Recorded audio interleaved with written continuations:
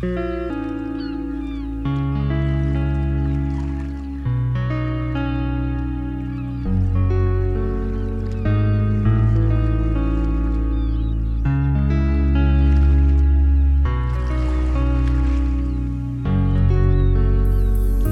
épisode de cette série de podcasts chez Math, édition spéciale championnat du monde. On se retrouve avec Jérôme Houdin. Bonjour Jérôme, comment vas-tu ? Bonjour Antonin. Pour cet épisode, on reprend là où on vous avait laissé la dernière fois. On vous avait laissé à la mort d'Alekhine. Il faut retrouver un nouveau champion du monde. Comment on fait ? Effectivement, en 1946, Alexander Alekhine, champion du monde en titre, décède. Et il n'y a plus de champion du monde. Et là... on va arriver dans l'ère moderne, on va dire, des championnats du monde, dans le sens où c'est la Fédération internationale qui décide désormais d'organiser le cycle des championnats du monde. Comme on a pu l'expliquer la dernière fois, jusqu'alors, le champion du monde en titre avait le privilège de pouvoir choisir ou récuser son éventuel challenger. Là, la Fédération internationale dit on va maintenant organiser ça de manière un peu plus sportive, on est en 1947-48, avec un cycle de qualification qui va faire que le champion du monde est automatiquement qualifié pour le championnat du monde suivant. Ça, ce privilège-là demeure. Par contre, son adversaire va être désigné tout au long d'un cycle de qualification. Mais en tout cas, en attendant, la FIDE a un problème. Il faut trouver un champion du monde. Et elle organise un tournoi. Un tournoi qui réunit 5 joueurs qui ont été choisis. Il y a Max Euwe, Paul Keres, Samuel Revcheski, Vassili Smyslov et Michael Botvinnik, un des plus grands champions du monde, peut-être une légende parmi les légendes. C'est lui qui va remporter le tournoi. C'est quelqu'un qui fera preuve pendant très longtemps d'une très grande résilience, une très grande ténacité pour conserver ou récupérer le titre de champion du monde. Effectivement, Michael Botvinnik va donc devenir champion du monde pour la première fois en 1948. Il le sera pour la dernière en 1963, ce qui laisse quand même un assez long règne. Et entre ces deux dates, il va perdre et regagner, et perdre et regagner. Donc effectivement, on a quelque chose. Juste un mot quand même sur le tournoi de 48. 5 joueurs qui s'affrontent 5 fois. Donc on a quand même affaire à un immense marathon. Et effectivement, Botvinnik gagne avec 14 points d'avance, enfin avec 14 points et le deuxième c'est Smyslov qui est 3 points derrière. Donc on a pour la première fois l'intrusion du monde soviétique dans les échecs, et c'est le début d'une très très longue période où effectivement les échecs soviétiques et russes après vont dominer la planète échiquienne. D'autant que Botvinnik, c'est quelqu'un qui est très proche du système politique soviétique. C'est vraiment le représentant de l'école soviétique. Il formera plus tard beaucoup de champions. Mais il n'y a pas que ça. C'est quelqu'un d'assez particulier parce que à côté, il a une carrière d'ingénieur électrique. Effectivement, là encore, on peut presque qualifier Botvinnik de joueur amateur, au sens différencié du joueur professionnel. Il est ingénieur, il va travailler à la fin de sa vie sur les premiers programmes informatiques liés aux échecs. Effectivement, il va former la lignée suivante. Karpov, Kasparov feront partie des académies Botvinnik. Un garçon qui, effectivement, un peu enfant chéri du système. Paul Keres a laissé entendre que quelques pressions avaient pu être faites sur ses résultats. David Bronstein, qui va l'affronter lors du championnat du monde 1951, ne dit pas autre chose. Voilà. Et effectivement, comme tu l'évoquais, un très long règne, mais pas un règne dominateur, puisque la première conservation du titre de Botvinnik contre Bronstein en 1951 se termine sur un score de 12-12. Et c'est donc le privilège du champion du monde en titre conservant sa couronne qui prévaut. En 1954, il va jouer contre Smyslov, idem, match nul. Donc on ne peut pas dire qu'on ait affaire à un champion du monde qui écrase tout. Il bénéficie 2 fois d'une règle qui existe plus aujourd'hui, qu'on verrait plus, ça ne se passerait pas de la même manière. Exactement. Et puis, contre Smyslov, il perd en 57. Et là, le cycle des championnats du monde offre un match revanche dans l'année qui suit. Alors que le système du tournoi des candidats avait été mis en place dans l'après-guerre. Absolument. Mais il y a cette idée que quand le champion du monde est défait, il a droit à un match revanche et il va battre Smyslov. Alors que après sa défaite contre Smyslov, dans le monde des échecs en Russie, c'était un petit peu la fin pour Botvinnik, qui était déjà assez vieux, et pour tout le monde, il était plus ou moins fini. Il y a pas mal de gens qui disaient que c'était un joueur du passé, au moins pour le top mondial. Et lui, il se laisse pas faire, il revient, il se prépare pendant 1 an, il analyse pourquoi il a perdu contre Smyslov, il revient et il le bat.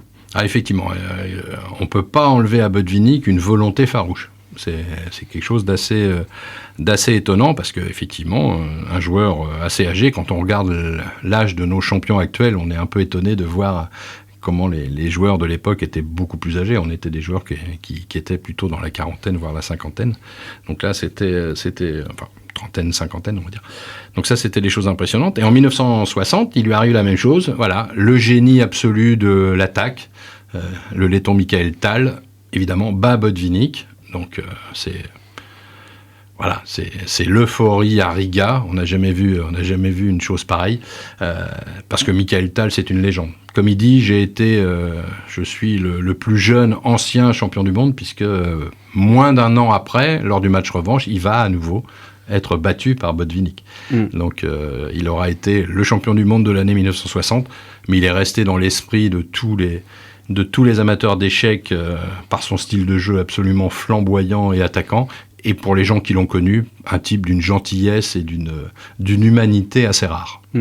Il était pas mal critiqué, Michael Tal, par les très forts joueurs d'échecs, parce qu'on disait que c'était un joueur de café.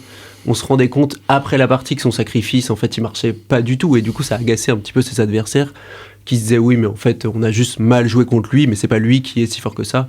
Mais en réalité, il avait un sens des combinaisons, des capacités tactiques qui étaient hors du commun. Ça lui permettait de compliquer les positions et toujours de s'en sortir plus ou moins bien.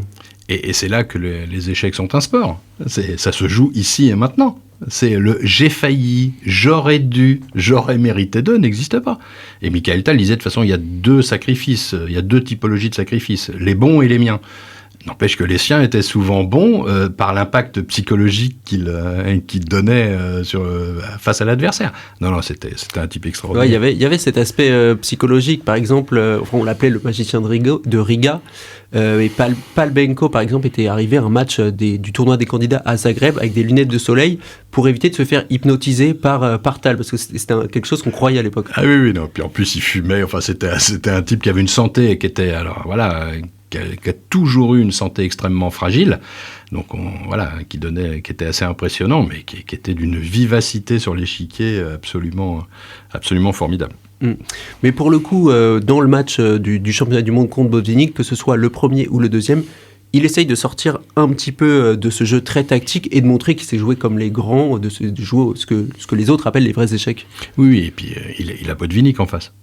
C'est-à-dire que Botvinnik n'est pas le genre de joueur à tomber dans tous les pièges tactiques et à se faire prendre par la moindre combinaison. Non, on a affaire à donc effectivement, il faut un jeu solide, il faut une ouverture qui tienne la route, il faut savoir tenir le coup en finale. Donc évidemment, c'est aussi Tal n'est pas simplement un joueur virtuose, c'est aussi un immense champion. Et quand on disait lors d'une précédente émission, il n'y a pas de second couteau, il y a que des légendes qui ont obtenu le titre de champion du monde.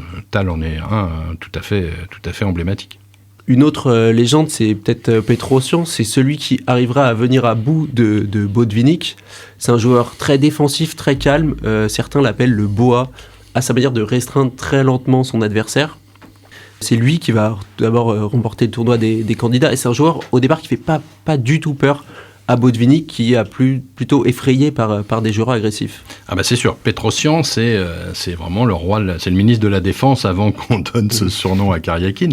Effectivement, c'est un joueur défensif, mais regardez des parties de Petrosian, quand il faut sortir la combinaison avec sacrifice de pièces parce qu'elle est au bon endroit, au bon moment, ça fait extrêmement mal. Et effectivement, en 1963, Tigran Petrosian bat Botvinnik, et Botvinnik veut faire valoir le droit à la revanche. Mais là, la Fédération internationale dit que ça commence à bien faire. Et donc, à l'issue de ce championnat du monde de 1963, voyant la victoire de Petrosian, le droit au match revanche est aboli dans le cycle du championnat du monde. Et donc, Michael Botvinnik ne sera plus jamais champion du monde.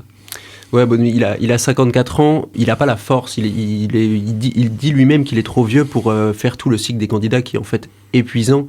Il veut bien faire un match de championnat du monde, mais pas le cycle des candidats, donc il s'arrête. Il joue quand même jusqu'à la fin des années, jusqu'au début des années 70, et donc on le verra encore à certains tournois. Pendant ce temps-là, il y a un jeune joueur, un certain Boris Spassky, qui a fait ses classes. Il a échoué à 2 cycles des candidats, et c'est en 1965 seulement qu'il se retrouve en finale des candidats face à un Tal déjà assez malade, assez affaibli. C'est un match que Spassky va remporter, et donc qui lui donne le droit d'affronter le champion en titre, Tigran Petrosyan.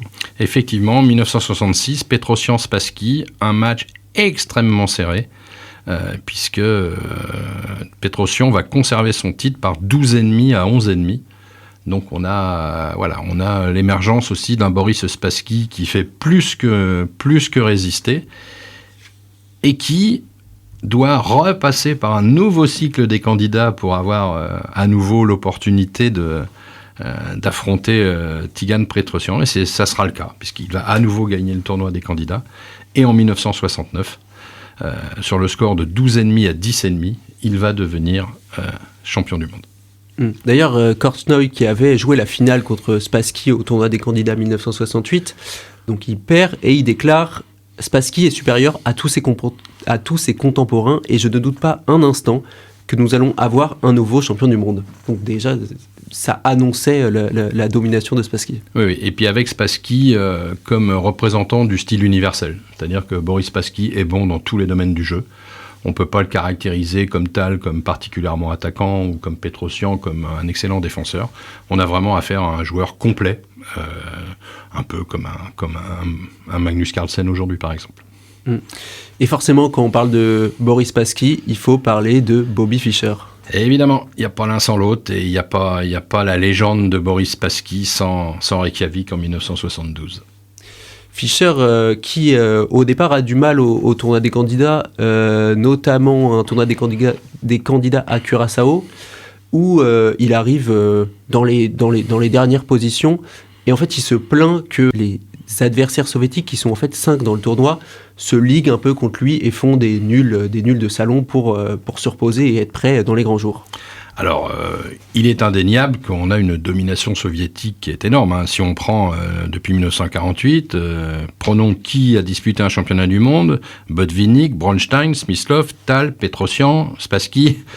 Voilà, tout ça sont des joueurs soviétiques, évidemment, qui se retrouvent au tournoi des candidats. Et c'est vrai que Curaçao 62, on joue un peu en équipe, on fait des nuls rapides contre les copains et on pousse Fischer pendant des heures et des heures sur l'échiquier pour tenter de l'épuiser, parce qu'on a bien compris que le petit gamin de Manhattan, faut s'en méfier sérieusement. Et d'ailleurs, on voit bien ce que ça donne à Reykjavik en 72, puisque Bobby Fischer va battre Boris Spassky et devenir champion du monde dans un match qu'on va pas raconter aujourd'hui parce qu'on pourrait y passer des heures, mais qui est vraiment le match légendaire, avec partie perdue par forfait, des choses qu'on vous racontera bien évidemment si vous ne les connaissez pas encore. Mais oui, c'était sans doute pas faux. Mais si demain on a 3 joueurs français dans un tournoi des candidats à 8 joueurs, comment ça se passera, j'en sais rien. Mais après, la FIDE avait justement changé les règles des candidats à ce moment-là en faisant des tournois éliminatoires. Voilà, c'est ça. C'est-à-dire que l'idée de se dire, c'est on avait des systèmes où tous les grands maîtres pouvaient prétendre par le biais de tournois zonaux, interzonaux, et on n'avait pas de tournoi des candidats, on avait des matchs de candidats. C'est-à-dire qu'on avait à élimination directe, le premier qui atteignait 6 parties gagnées, etc. Ou 6 points, je ne sais plus exactement. Et on a eu, pour la qualification pour 1972, un Bobby Fischer qui met 6-0 à Mark Taimanov en quart de finale, qui met 6-0 à Bent Larsen en demi-finale, et qui va battre Petrosyan en finale. Alors, on appelait ça la finale des candidats, mais c'était des matchs, quoi. Moi, j'aimerais bien qu'on y revienne aux matchs plutôt qu'au tournoi des candidats, mais ça, c'est un vœu personnel. En tout cas, Spassky, après sa défaite, tombe en disgrâce en URSS, alors que c'était le candidat du pouvoir. On lui a même interdit pendant 1 an de participer à des compétitions internationales. Et on va voir le nouveau candidat adoré des autorités soviétiques qui va apparaître. C'est le jeune Karpov qui monte, son talent monte. Qui est Karpov ? C'est un élève de Botvinnik. Botvinnik, on l'a dit, qui a formé beaucoup d'autres joueurs. Alors effectivement, Anatoly Karpov, c'est un joueur qui est né dans l'Oural, qui a toujours été précocement doué, vraiment, qui fait partie vraiment de la jeune garde soviétique. Le malheur pour Boris Spassky, c'est qu'il n'a pas perdu contre Tal, Petrosian, Suslov, mais contre un Américain. En pleine guerre froide, ça ne se fait pas. Donc effectivement, et d'ailleurs, Boris Spassky deviendra citoyen français quelques années plus tard. Et il faut un nouveau champion, parce que là, il y a un impact géopolitique important. Il faut reprendre la couronne. Alors effectivement, il faut trouver quelqu'un qui soit en capacité de battre Fischer. Et c'est Anatoly Karpov qui sort vainqueur du tournoi des candidats.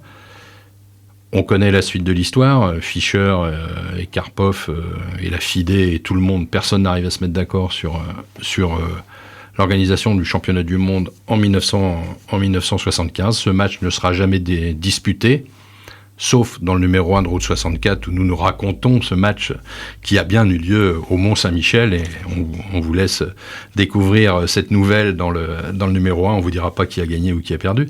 Et en tout cas, Anatoly Karpov débute sa carrière de champion du monde en étant champion du monde sur tapis vert. Ce qui n'est jamais une très bonne chose pour l'image, et qui sans doute le poursuivra assez longtemps.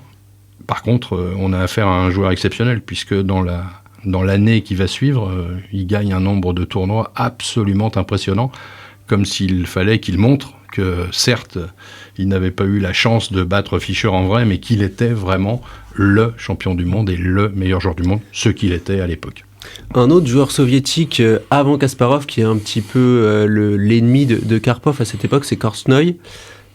Qui est lui en rupture totale avec le pouvoir soviétique, qui essaie même, le pouvoir soviétique essaie de l'empêcher de jouer au tournoi des candidats, mais Korchnoi va tout de même en remporter un des cycles des tournois et va se retrouver dans un match au sommet, cette fois pas en finale des candidats contre Karpov comme en 1971, mais cette fois pour le titre de champion du monde en 1978, et c'est un match très très tendu à rebondissement, avec pas mal d'histoires invraisemblables. Alors là, effectivement, Karpov, quand on pense, il a Fischer contre lequel il ne joue pas, il a 2 championnats du monde contre Korchnoi, qui sont des championnats du monde de roman, purement et simplement. Alors il semblerait que la télévision russe produise actuellement une série ou un film, je ne sais pas, sur justement ces affrontements Karpov-Korchnoi, et après on aura Karpov-Kasparov qui va nous occuper pendant 15 ans. Donc vraiment, alors Korchnoi, oui, c'est un gamin qui est né et qui a vécu son enfance pendant le siège de Leningrad pendant la Seconde Guerre mondiale, qui est un résilient comme on en fait peu, comme tu l'as dit Antonin, qui est en rupture de ban avec le pouvoir soviétique, mais qui a une volonté farouche, qui va même être apatride quand il va disputer un de ces championnats du monde avant de devenir suisse. Et donc en 78 à Baguio aux Philippines et en 80 à Merano en Italie, on a les 2 cas, mais cette fois-ci c'est Korchnoi et Karpov. Et là, alors là aussi, on va pas raconter ça aujourd'hui, peut-être dans le podcast suivant, on a affaire à tout, la parapsychologie, les yogis, les parapsychologues, les lunettes de soleil, enfin c'est un truc invraisemblable de autour du jeu. Mais on a 2 immenses joueurs. Savoir que quand même Korchnoi, il va jouer jusqu'à 70 ans au plus haut niveau. C'est un type d'une férocité sur l'échiquier absolument incroyable. Et voilà, il perd que d'1 point contre dans son premier championnat du monde. Bon, après il prend un 6-2 à Merano 80. Et donc effectivement, on se retrouve avec les 2 cas, Korchnoi et Karpov, avant les 2 cas les plus célèbres qui pendant 15 ans vont faire l'histoire du jeu d'échecs, à savoir Karpov-Kasparov. Les 2 cas dont on reparlera le 6 décembre pour le 3e jour de repos de ce cycle du championnat du monde. À bientôt Antonin. À bientôt.